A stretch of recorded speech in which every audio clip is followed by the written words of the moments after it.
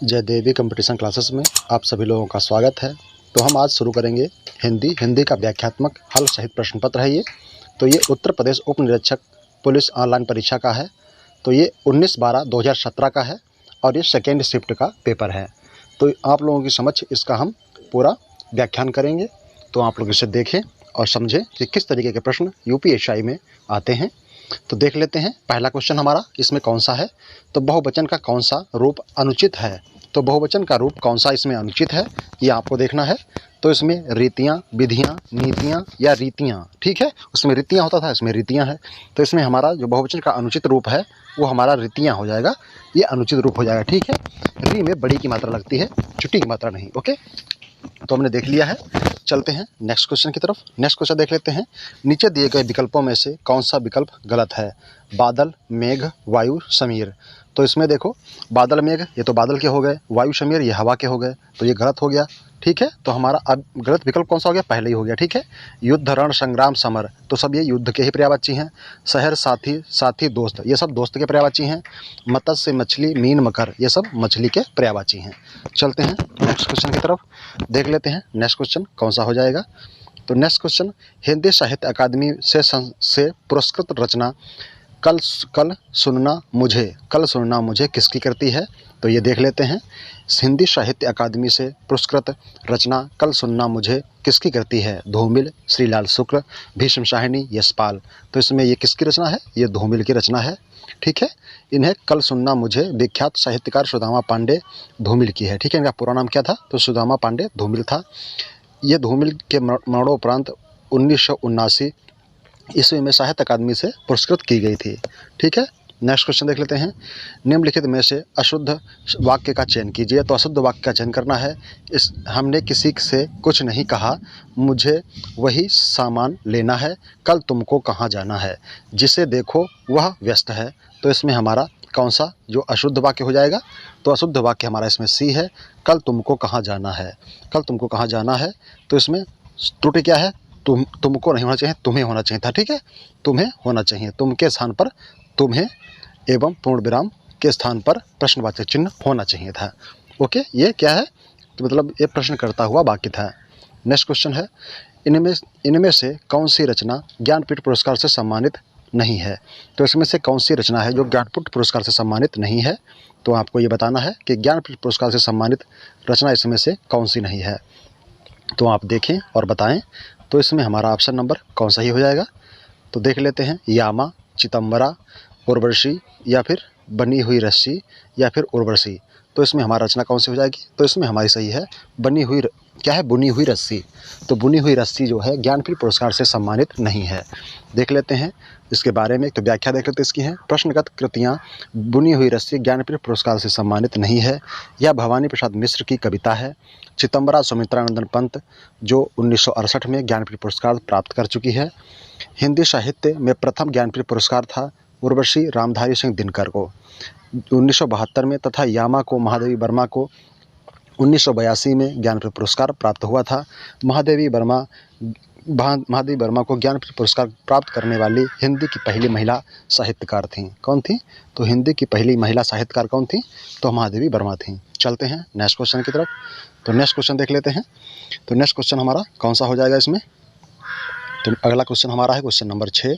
पुजारी शब्द का स्त्रीलिंग शब्द इसमें देखना है। तो इसमें पुजारी का स्त्रीलिंग क्या हो जाएगा, तो पुजारिन हो जाएगा, पुजराइन हो जाएगा, या यूजराइन हो जाएगा, या पुजारिन हो जाएगा। तो इसमें हमारा पुजारिन ठीक होगा, ठीक है। री में छोटी ई की मात्रा लगेगी, ठीक है। पुजारिन में छोटी ई की मात्रा लगेगी। ओके, नेक्स्ट क्वेश्चन देख लेते हैं। गुड़ के विपरीत नाम इसके अर्थ को दर्शाती है। तो ये किसके अर्थ को दर्शाती है, इसमें देख लें। आँख का अंधा नाम नयनसुख, आँख के अंधे गांठ के पूरे, या अंधों में काने राजा, या फिर अपना हाथ जगन्नाथ। तो इसमें कौन सा हमारा सही हो जाएगा, तो इसमें हमारा पहला सही है, आँख का अंधा नाम नयनसुख। तो अंधे आदमी का नाम नयनसुख नहीं हो सकता है। नेक्स्ट क्वेश्चन देख लेते हैं। तो नेक्स्ट क्वेश्चन क्या हो जाएगा हमारा, देख ले, इसके बारे में व्याख्या देख लेते हैं। गुड़ के विपरीत नाम इसका अर्थ दर्शाने वाली लोकोक्ति कौन सा है, आँख का अंधा नाम नयनसुख। अंधे आँख के अंधे गांठ के पूरे, लोकोक्ति का अर्थ है मूर्ख धनवान। अंधों में काने राजा, इसकी लोकोक्ति का अर्थ क्या है, तो मूर्खों में अल्पज्ञ या थोड़ा जानकार। अपना हाथ जगन्नाथ, इस लोकोक्ति का अर्थ क्या हो जाएगा? अपना किया हुआ लाभदायक होता है। नेक्स्ट क्वेश्चन देख लेते हैं। क्वेश्चन नंबर 8 है। तो क्वेश्चन नंबर 8 में क्या हो जाएगा? नृप नीचे दिए गए विकल्पों में से शब्द का समानार्थी है। भूदेव, महादेव, नलिन राजीव। नलिन राजीव किसका हो गया? कमल का हो गया। भूप महीप, ये तो राजा का ही है। त्रिलोचन रुद्र, तो ये किसका है? तो इसमें आपको बताना है कि इसमें नृप का तो बहुविकल्पी कौन सा है? तो ये हमारा सी सही है। ठीक है, भूप और महीप। भूप और महीप जो हैं ये राजा के पर्यायवाची ही हैं। चलते हैं नेक्स्ट क्वेश्चन की तरफ, देख लेते हैं। बूंद बूंद से घट भरे, सही विकल्प का चयन करें और लोकोक्ति को पूरी कीजिए। टपकत रियो होए, बूंद बूंद से घट भरे टपकत रियो होए, गलत है। घट घट भरे टपका जाए, ये तो गलत भी है। तो इसमें हमारा ऑप्शन कौन सा सही है? टपकत रियो होए, बूंद बूंद से घट भरे, घट क्या है? घट भरे टपकत रियो होए। तो ये हमारा ऑप्शन नंबर इसमें पहला सही हो जाएगा। ठीक है, नेक्स्ट क्वेश्चन है। उत्साह वास्तव में डैश और डैश की मिलीजुली अनुभूति है। तो इसमें हमारा कौन सा जो ऑप्शन होगा वो सही होगा? तो कर्म फल, कर्म कर्तव्य, या फल कर्म, या धर्म अधर्म। तो इसमें हमारा जो सही हो जाएगा, उत्साह वास्तव में कर्म। ठीक है, उत्साह वास्तव में कर्म और फल की मिलीजुली अनुभूति है। उत्साह जो है वास्तव में कर्म और फल की मिलीजुली अनुभूति है। ये हमारा ऑप्शन नंबर 1 इसमें सही हो जाएगा। नेक्स्ट क्वेश्चन देख लेते हैं। निम्नलिखित में से विभक्ति संबंध त्रुटि वाला वाक्य है, पहचाने। राम घर को जाती है, गलत हो गया। अच्छा, रामा घर को जाती है, ओके है। फिर राधा बाजार जाती है, ये भी सही है। फिर क्या है? राधिका पुस्तक पढ़ रही है, ये भी सही है। राम घर जाता है, तो इसमें हमारा ऑप्शन नंबर कौन गलत हो जाएगा? तो इसमें ऑप्शन हमारा गलत हो जाएगा ऑप्शन नंबर 1, रामा घर जाती है। रामा घर को जाती है, तो इसमें हमारा क्या सही हो जाएगा? को है विभक्ति चिन्ह का प्रयोग निरर्थक एवं त्रुटिपूर्ण है। इसका शुद्ध रूप होना चाहिए रामा घर जाती है। ठीक है, जो को है विभक्ति, ये हमारी गलत प्रयोग हो गई है। नेक्स्ट क्वेश्चन देख लेते हैं। इनमें से कौन सा विकल्प असंगत है? तो इनमें से कौन सा विकल्प असंगत है? हरि प्लस वाली, या अभि प्लस यान, उप प्लस हार, या पत्थर प्लस इला। तो इसमें कौन सा असंगत है? तो इसमें असंगत हमारा जो हो जाएगा वो पहला हो जाएगा, हरि प्लस वाली। ठीक है, हरि प्लस वाली ये असंगत है। हरि प्लस याली, ठीक है, तब हरियाली होता है। ओके, हरि प्लस वाली नहीं, याली होता है। ओके, नेक्स्ट क्वेश्चन देख लेते हैं। प्रत्येक डैश सिखाता है कि आपस में डैश से रहो। तो इसमें क्या है कि प्रत्येक धर्म सिखाता है कि आपस में भाईचारे से रहो। तो इसमें ऑप्शन हमारा कौन सा हो जाएगा? ऑप्शन नंबर हमारा 1 सही है। कौन सा है? 1 सही, इसमें हमारा ऑप्शन नंबर सही हो जाएगा। नेक्स्ट है, मुंशी प्रेमचंद किस पत्रिका के संपादक रहे? तो मुंशी प्रेमचंद किस पत्रिका के संपादक रहे? तो ये संपादक रहे हंस। मुंशी प्रेमचंद हंस पत्रिका के संपादक रहे। तो देख लेते हैं व्याख्या। मुंशी प्रेमचंद ने हंस, मर्यादा एवं माधुरी नामक पत्रिकाओं का संपादन किया। सन 1930 में मुंशी प्रेमचंद ने अपना मासिक समाचार पत्र हंस निकालना प्रारंभ किया। प्रताप का प्रकाशन साप्ताहिक होता था। सन 1913 में इसे गणेश शंकर विद्यार्थी ने किया। सरस्वती की प्रकाशन काशी से सन 1900 ईस्वी में होता था। महावीर प्रसाद द्विवेदी 1903 और 1920 ईस्वी तक ख्यातिलब्ध संपादक रहे। सुधा वर्षा का प्रकाशन श्याम सुंदर दास सेन ने 1854 ईस्वी में कलकत्ता से किया था। चलते हैं नेक्स्ट क्वेश्चन की तरफ। नेक्स्ट क्वेश्चन है, इनमें से नागार्जुन द्वारा रचित कौन सी नहीं है? तो इनमें से नागार्जुन द्वारा रचित रचना कौन सी नहीं है? उस जनपद का कवि हूँ, बादलों को घिरते देखा है, तुमने कहा था। इनमें से नागार्जुन द्वारा रचित रचना कौन सी नहीं है? तो उस जनपद का कवि हूँ, बादलों को घिरते देखा है, तुमने कहा था, पुरानी जूतियों का कोरस। तो इसमें से हमारा ऑप्शन नंबर कौन सही हो जाएगा? तो इसमें हमारा ऑप्शन नंबर 1 ही सही है। ये नागार्जुन की रचना नहीं है। कौन सी? उस जनपद का कवि हूँ। उस जनपद का कवि जो हो, ये नागार्जुन की रचना नहीं है, ये त्रिलोचन शास्त्री की रचना है। किसकी है? त्रिलोचन शास्त्री की रचना है। कौन सी? उस जनपद का कवि हूँ, ये रचना है त्रिलोचन शास्त्री जी की। नेक्स्ट क्वेश्चन देख लेते हैं। तो नेक्स्ट क्वेश्चन हमारा कौन सा हो जाएगा? निम्नलिखित विकल्पों में से संदेश अलंकार का उदाहरण कौन सा विकल्प है? तो इसमें मानो घर घर ना हो, कोई चिड़िया घर हो, एक रम्य उपवन था, नंदन वन सा सुंदर, यह काया है या शेष उसी की छाया है, रतिशम रमणीय मूर्ति राधा की। तो यह छाया जो है, इसमें हमारा ऑप्शन नंबर कौन सा हो जाएगा? इसमें ऑप्शन नंबर हमारा सी सही हो जाएगा। यह संदेह अलंकार का उदाहरण विकल्प है। यह काया है या शेष उसी की छाया है। तो इसमें क्या संदेह है, ठीक है, क्या संदेह की भावना इसमें व्यक्त हो रही है। तो यह काया है या शेष उसी की छाया है, इस पंक्ति में संदेह अलंकार हो जाएगा। जब उपमेय उपमान के में परस्पर संदेह की स्थिति बनी रहे और निर्णय ना हो पाए तो वहाँ पर संदेह अलंकार होता है। यहाँ भी काया उपमेय और छाया उपमान में निर्णय नहीं हो पा रहा है, बल्कि संदेह बनना है यहाँ पर, इसीलिए संदेह अलंकार होता है। चलते हैं नेक्स्ट क्वेश्चन की तरफ। आधे अधूरे किस विधा की रचना है। आधे अधूरे किस विधा की रचना है। तो ये नाटक है, एकांकी है, कहानी है या उपन्यास है। तो ये एक नाटक है, ठीक है। आधे अधूरे एक नाटक है। आधे अधूरे ये मोहन राकेश की एक नाटक है। समकालीन जिंदगी का पहला सार्थक हिंदी नाटक माना जाता है। मोहन राकेश आधुनिकता बोध के नाटककार हैं तथा आषाढ़ का दिन, लहरों के राजहंस, पैरों तले जमीन ये अपूर्ण है। इसे राकेश जी के अन्य प्रसिद्ध नाटक हैं। चलते हैं नेक्स्ट क्वेश्चन की तरफ। तो नेक्स्ट क्वेश्चन देख लेते हैं। नेक्स्ट क्वेश्चन इसमें हमारा कौन सा हो जाएगा, तो देख लेते हैं। पिछले दो दिनों से पड़ रही ठंड और शीतलहर से डैश डैश डैश जीवन अस्त व्यस्त हो गया। तो ये क्या है, व्यक्ति, जन, व्यक्तिगत या लोग। तो इसमें हमारा ऑप्शन नंबर कौन सा ही हो जाएगा। तो इसमें हमारा जन, ठीक है। पिछले 2 दिनों से पड़ रही ठंड और शीतलहर से जन जीवन अस्त व्यस्त हो गया है, ठीक है। तो इसमें हमारा क्या सही हो जाएगा, ऑप्शन नंबर बी सही हो जाएगा। चलते हैं नेक्स्ट क्वेश्चन की तरफ। नेक्स्ट क्वेश्चन है, पूर्ववर्ती का विलोम शब्द दिए गए विकल्पों में से कौन सा है। पूर्ववर्ती का विलोम शब्द दिए गए विकल्पों में से कौन सा है। पूर्वज, परव्रत, पूर्वव्रत या परवर्ती। तो इसमें हमारा ऑप्शन नंबर कौन सा हो जाएगा। तो इसमें हमारा ऑप्शन सही हो जाएगा, ऑप्शन नंबर डी, ठीक है। पूर्ववर्ती का परवर्ती हो जाएगा, ठीक है। पूर्वज का अग्रज हो जाएगा, क्या हो जाएगा, पूर्वज का अग्रज हो जाएगा, ठीक है। चलते हैं नेक्स्ट क्वेश्चन की तरफ। तो नेक्स्ट क्वेश्चन देख लेते हैं। क्वेश्चन नंबर 20 है हमारा। माँ ने पिताजी से सामान मंगवाया, यह क्रिया का कौन सा रूप है। अकर्मक क्रिया, अज्ञार्थक क्रिया, द्विकर्मक क्रिया या प्रणयार्थक क्रिया। तो ये कौन सी क्रिया हो जाएगी। तो ये हो जाएगी प्रणयार्थक क्रिया, ठीक है। प्रणयार्थक क्रिया, माँ ने पिताजी से सामान मंगवाया, ठीक है। तो क्या की, प्रेरणा की, ठीक है। प्रेरणा की, तभी तो वहाँ से सामान आया। अज्ञार्थक क्या होता है कि जा तू पानी ला, ठीक है। तो ये क्या हो गई। अकर्मक क्या है, जैसे जिसमें कोई कर्म ना हो, वो अकर्मक हो जाएगी। और द्विकर्मक जिसमें 2 कर्म हो, ओके। तो चलते हैं, देख लेते हैं। जब कर्ता स्वयं क्रिया का संपादन ना करके किसी अन्य द्वारा उसे पूर्ण करवाता है तो उसे प्रणयार्थक क्रिया कहते हैं। वना प्रत्यय का प्रयोग करके इस क्रिया का निर्माण किया गया है। हटवाना, पकवाना, मंगवाना, दबवाना, लिखवाना, पढ़वाना, ये सब किस क्रिया है। तो ये सब प्रणयार्थक क्रिया कहलाती हैं, ठीक है। नेक्स्ट क्वेश्चन है, जिसका दमन न किया जा सके वह क्या कहलाता है। तो आपको बताना है, कृतज्ञ, अदम्य, दम्य या दामिनी। तो इसमें हमारा सही हो जाएगा अदम्य।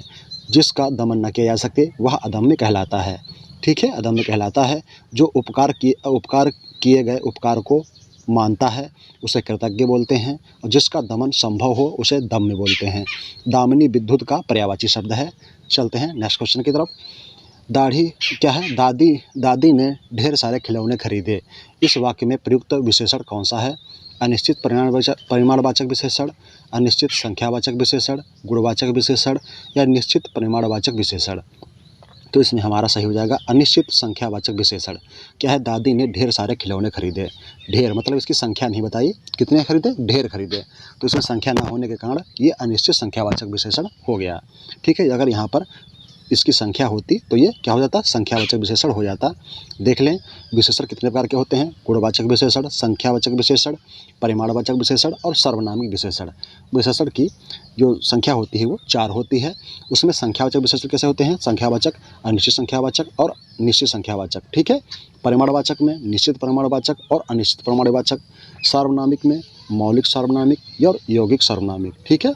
चलते हैं नेक्स्ट क्वेश्चन की तरफ। नेक्स्ट क्वेश्चन देख लेते हैं। तो नेक्स्ट क्वेश्चन हो जाएगा 23। गायिका शब्द का बहुवचन डैश डैश है। गायिका शब्द का बहुवचन शब्द क्या हो जाएगा, गायक, गायिकाएं या गायिकाएं या गायिकाओं। तो इसमें हमारा ऑप्शन नंबर सही है, ऑप्शन नंबर बी, गायिकाएं। गायिका शब्द का बहुवचन गायिकाएं हैं, न कि गायक, गायिकें और गायिकाओं। ये सब पुल्लिंग शब्द हैं, ठीक है। गायक जो है ये पुल्लिंग शब्द है। नेक्स्ट क्वेश्चन देख लेते हैं। उन्होंने अपने ज्ञान को स्वयं तक डैश डैश नहीं रखा, बल्कि ज्ञान को चाणक्य नीति में लिखकर डैश डैश आने वाले पीढ़ियों को भी दिया है। दिए गए विकल्पों में से रिक्त स्थान का चयन करें। तो सीमित भविष्य में, छुपा आगे की, या सीमित अपनी, या नियत अपने। तो इसमें हमारा ऑप्शन सही हो जाएगा कौन सा? सीमित अपनी। ठीक है, उन्होंने अपने ज्ञान को स्वयं तक सीमित नहीं रखा, बल्कि ज्ञान को चाणक्य नीति से लिखकर अपनी आने वाली पीढ़ियों को भी दिया है। ठीक है, चलते हैं नेक्स्ट क्वेश्चन की तरफ। दिए गए विकल्पों में उत्कंठा के समानार्थी शब्द कौन से हैं? निम्नलिखित में से दिए गए विकल्पों में से उत्कंठा के समानार्थी शब्द कौन से हैं? कौतूहल, कौतुक, हर्ष, प्रमोद, उत्सुकता, अभिलाष, विराम, विलंब। तो इसमें से हमारा उत्कंठा के विलोम कौन से हो जाएंगे? तो उत्कंठा के समानार्थी शब्द हो जाएंगे उत्सुकता और अभिलाषा। उत्सुकता और अभिलाषा जो है ये क्या है? ये उत्कंठा के जो है समानार्थी शब्द हो जाएंगे इसमें, जबकि कौतूहल, कौतुक, आश्चर्य, हर्ष, प्रमोद, आनंद के समानार्थी शब्द हैं। ठीक है, नेक्स्ट क्वेश्चन देख लेते हैं। एक मुलाकात कहानी की कथाकार कौन है? एक मुलाकात कहानी की कथाकार कौन है? अलका सरावगी, कृष्णा सोबती, दीप्ति खंडेलवाल, उषा राजे। तो इसमें से हमारा ऑप्शन सही है उषा राजे। उषा राजे जो हैं इनके द्वारा एक लिखी गई कथा है। क्या है? उषा राजे सक्सेना के द्वारा ये लिखी गई रचना कौन सी है? तो ये है एक मुलाकात। ठीक है, एक मुलाकात रचना जो है ये किसकी है? उषा राजे सक्सेना जी की है। नेक्स्ट क्वेश्चन है, बघेली बोली किस क्षेत्र की बोली बोली जाती है? किस क्षेत्र में बोली बोली जाती है? तो ऑप्शन इसमें देख लेते हैं। सिलीगुड़ी, रांची, जोधपुर, जबलपुर। तो ये जबलपुर में बोली जाती है। ठीक है, बघेली बोली जबलपुर क्षेत्र में बोली जाती है। यह बोली पूर्वी हिंदी उपभाषा की 3 बोलियों छत्तीसगढ़ी, बघेली एवं अवधी में से एक है। ठीक है, चलते हैं नेक्स्ट क्वेश्चन की तरफ। नेक्स्ट क्वेश्चन है, पुल्लिंग परिवर्तन का सही विकल्प चुनिए। पुल्लिंग परिवर्तन का सही विकल्प चुनिए। सम्राज्ञी सम्राट, राजा व रानी राज, कवित्री कवि, ठाकुराइन ठाकुर। तो इसमें हमारा ऑप्शन सही है पहला, सम्राज्ञी और सम्राट। ठीक है, सम्राज्ञी बोलते हैं रानी को और सम्राट बोलते हैं राजा को। ठीक है, चलते हैं देख लेते हैं। तो पुल्लिंग परिवर्तन का सही विकल्प है सम्राज्ञी सम्राट। सम्राज्ञी स्त्रीलिंग है और सम्राट पुल्लिंग है। राजा का स्त्रीलिंग रानी हो जाएगा, कवि का स्त्रीलिंग क्या हो जाएगा? तो कवित्री हो जाएगा। ठाकुर का स्त्रीलिंग हो जाएगा ठाकुराइन। चलते हैं नेक्स्ट क्वेश्चन की तरफ। मिठाई शब्द किस शब्द का एक वचन है? मिठाई शब्द किस एक वचन शब्द का एक वचन क्या है? मिठाई किस शब्द का एक वचन है? तो मीठे, मिठाई, मिठाइयाँ या मिठाइयाँ। तो इसमें हमारा ऑप्शन नंबर सही है, ऑप्शन नंबर डी। ठीक है, मिठाई एक वचन तथा उसका बहुवचन मिठाइयाँ होता है। नेक्स्ट क्वेश्चन देख लेते हैं। तो नेक्स्ट क्वेश्चन है, संस्कृत भाषा के शब्द जिनका हिंदी भाषा में प्रयोग करने पर रूप परिवर्तित नहीं होता वे शब्द कहलाते हैं? तत्सम, सरल, उद्भव, कठिन या कठिन। तो इसमें हमारा ऑप्शन नंबर कौन सा हो जाएगा? तो इसमें हमारा ऑप्शन नंबर 1 ही सही हो जाएगा। कौन सा? तो इसमें हमारा ऑप्शन नंबर 1 सही है, तत्सम। ठीक है, जो संस्कृत भाषा के शब्द जिनका हिंदी में प्रयोग करने पर रूप परिवर्तित नहीं होता वे तत्सम शब्द कहलाते हैं। ठीक है, तत्सम शब्द कहलाते हैं। उषा उदासी आती है, इस शब्द में अलंकार का प्रयोग करें। तो इसमें अलंकार का प्रयोग करना है। उपमा अलंकार है, मानवीकरण अलंकार है, यमक अलंकार है या विभावना। तो इसमें हमारा मानवीकरण अलंकार हो जाएगा। उषा उदास आती है, तो ये क्या है? मानवीकरण अलंकार है। क्या है? इसमें मानवीकरण अलंकार है क्योंकि मानवीय क्रियाओं का आरोपण निर्जीव और प्राकृतिक अवयवों पर किया जाता है। मानवीकरण अलंकार होता है हंसना, बोलना, मुस्कुराना, उदास होना, सजना, संवरना, सोना, जागना आदि ये मानवीय क्रियाएं हैं, इसलिए इसमें मानवीकरण अलंकार हो जाएगा। नेक्स्ट क्वेश्चन देख लेते हैं। अनुचित विकल्प का जोड़ा चुनिए। तो अनुचित विकल्प का जोड़ा चुनना है, तो आप लोग अनुचित विकल्प का जोड़ा चुनें। इसमें देखें कौन सा हमारा सही हो जाएगा। तो इसमें हमारा ऑप्शन नंबर कौन सही है? अनुराग विराग, कटु मधुर, उन्नत उन्नति, अल्पज्ञ बहुज्ञ। तो इसमें हमारा ऑप्शन नंबर सही है, ऑप्शन नंबर सी, उन्नत और उन्नति। ठीक है, उन्नत और उन्नति परस्पर विलोम नहीं है, शेष सभी परस्पर विलोम शब्द हो जाएंगे। नेक्स्ट क्वेश्चन देख लेते हैं। तो ये हमारा क्या है? तो ये हमारा पैराग्राफ दिया हुआ है। निम्नलिखित गद्यांश को पढ़कर प्रश्नों के उत्तर दीजिए। बचपन का नाम नरेंद्रनाथ, ज्ञान विज्ञान और तर्क शक्ति से संपन्न युवक, श्री रामकृष्ण परमहंस के शिष्य विवेकानंद, कर्मठ साहसी, जुझारू और ओजस्वी युग के पुरुष थे। धर्म के पुनर्जागरण का बीड़ा उठाकर जब विवेकानंद ने सर्वधर्म सम्मेलन में शिकागो में भाषण दिया तो समस्त जनता मंत्रमुग्ध हो गई।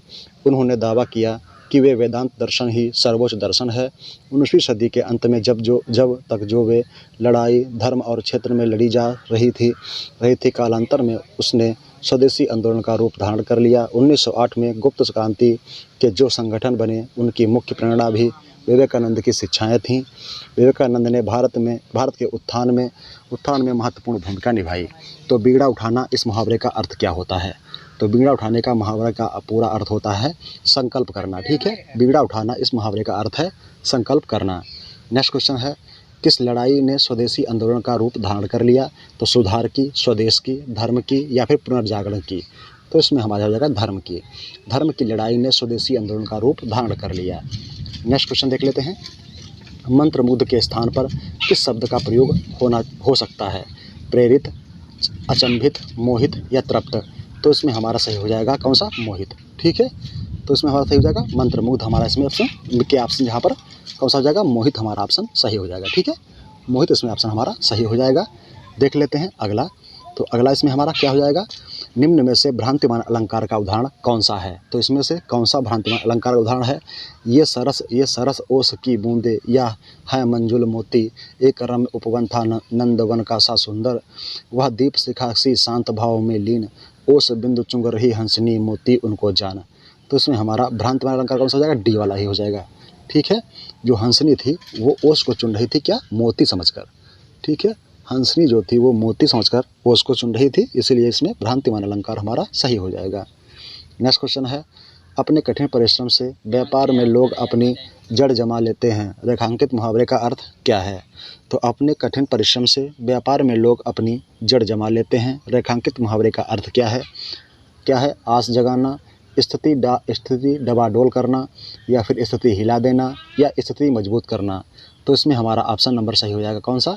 तो इसमें हमारा ऑप्शन नंबर सही है, ऑप्शन नंबर 4, स्थिति मजबूत करना। अपने कठिन परिश्रम से व्यापार में लोग अपनी जड़ जमा लेते हैं, तो वो क्या होता है? स्थिति को मजबूत कर लेते हैं। नेक्स्ट क्वेश्चन देख लेते हैं कौन सा हो जाएगा। तो नेक्स्ट क्वेश्चन है, तब तो बहता समय शिला सा जग जाएगा, इस पंक्ति में किस अलंकार का प्रयोग हुआ है? तो तब तो समय शिला सा जग जाएगा, तो श्लेष अलंकार है, रूपक अलंकार है, उपमा अलंकार है, या यमक अलंकार है? तो इसमें हमारा ऑप्शन नंबर सही जाएगा सी, उपमा अलंकार।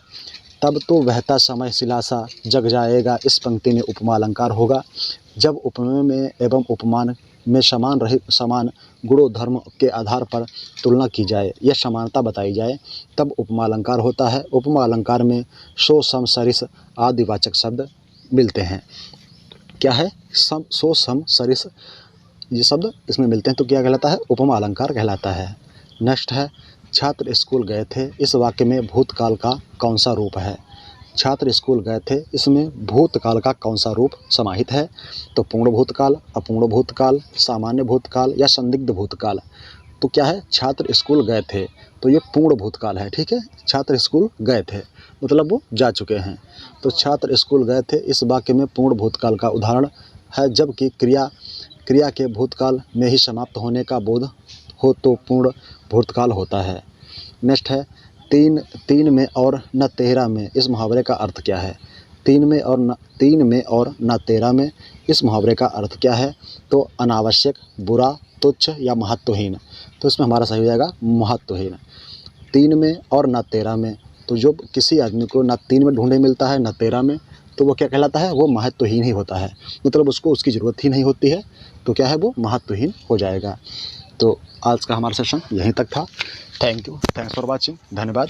अगर आप लोगों ने अभी तक हमारे यूट्यूब चैनल को सब्सक्राइब नहीं किया है तो आप लोग हमारे यूट्यूब चैनल को सब्सक्राइब कर लें और उसका बेल आइकन भी दबा लें, जिससे आप लोगों को हमारा नोटिफिकेशन समय समय पर प्राप्त होता रहे और इससे आप लोगों को हमारा वीडियो भी उपलब्ध होता रहे। Thank you, thanks for watching, धन्यवाद।